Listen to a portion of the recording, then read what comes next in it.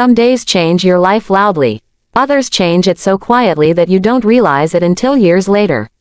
I once believed that time prepares us for loss, that it slowly teaches the heart how to let go. But there are disappearances that don't come with goodbyes, explanations, or closure. They leave behind silence, and silence can be heavier than any truth. For 3 long years, I lived with unanswered questions, empty spaces, and memories that refused to fade. I learned how to breathe around pain, how to smile while carrying absence, and how to survive a life that never fully moved forward. Then one ordinary day, when hope had finally gone quiet, he came back, and nothing was the same again. I used to think grief arrived like a storm, loud, violent, impossible to ignore. But the grief that entered my life came softly. It slipped in through an open door on an ordinary morning and never left. The day he disappeared didn't feel important at the time. The sun rose like it always did, spilling pale light across the kitchen floor. The coffee maker hummed, filling the air with a smell so familiar it felt comforting. He stood by the door, tying his shoes, already half lost in the thoughts of his busy day. He complained about traffic and deadlines, about how exhausted he already felt. I listened without really listening, scrolling on my phone, nodding at the right moments. Nothing felt wrong. Nothing warned me. He kissed my forehead, quick, distracted, routine, and smiled. "See you later," he said. I watched him leave, unaware that those words would become the last normal sentence we would share for years. That night, when he didn't come home, I told myself not to panic. People get delayed. Phones die. Life happens. I called him once, then again, until the calls went straight to voicemail. By midnight, worry wrapped itself tightly around my chest. By morning, fear had taken its place. I contacted the police with shaking hands, convinced there had been a mistake, something small and temporary that would soon be explained.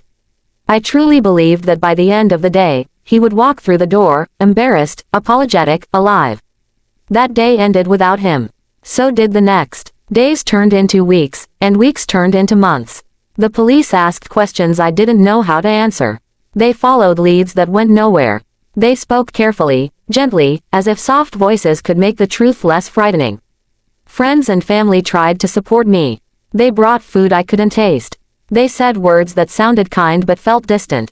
At night, I lay awake staring at the ceiling, imagining every possible explanation.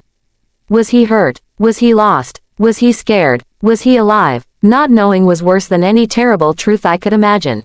As time passed, the world around me slowly returned to normal. Mine didn't. People stopped asking questions. His name came up less often, until eventually it stopped coming up at all. I learned that silence can be incredibly loud. It echoed in empty rooms, in unanswered messages, in holidays where his chair remained empty. The first year was filled with hope. Every unknown phone number made my heart race. Every knock at the door sent me rushing forward. I imagined 1,000 scenarios where he would return, each one ending with tears and relief. The second year brought exhaustion. Hope became heavy, something I carried instead of embraced. Believing hurt, but not believing felt worse. By the third year, hope changed again. It became quiet and fragile, hidden deep inside me, where it couldn't hurt as much if it broke. People began encouraging me to move on. They said I deserved happiness. They said I couldn't wait forever. They said life doesn't pause for anyone. I tried. I built routines. I focused on work. I learned how to exist in a life that felt incomplete. I wasn't waiting anymore, at least not the way I used to, but I never fully let go either. A part of me remained frozen in that moment when he walked out the door. Then, on an ordinary afternoon, everything changed. I was running errands in a town I rarely visited, stopping at a grocery store I had never been to before. The store was busy, carts rolling, people talking, quiet music playing overhead. I moved through the aisles without thinking, my mind far away. That's when I heard a voice. It wasn't loud, and it wasn't calling my name, but it was familiar in a way that made my heart stumble. At first, I ignored it. Grief can play cruel tricks on the mind. But then I heard it again, closer. My hands started to shake. Slowly, almost afraid of what I might see, I turned around. He was standing a few feet away. Older, thinner, tired, but unmistakably him.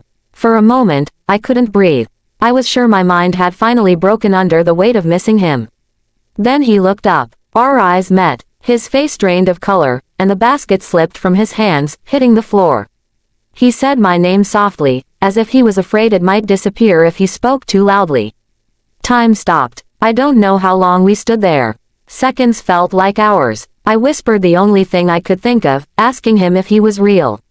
He nodded, tears filling his eyes. Around us, life continued.